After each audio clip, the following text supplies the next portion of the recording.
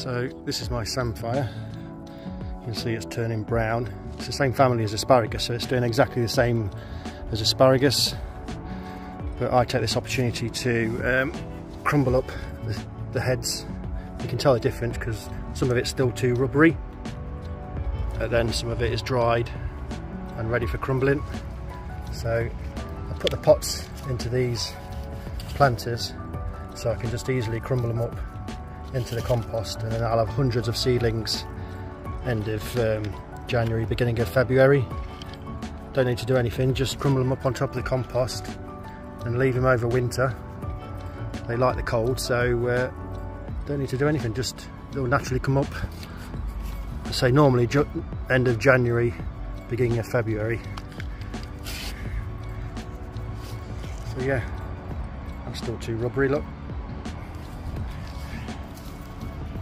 That's all I do.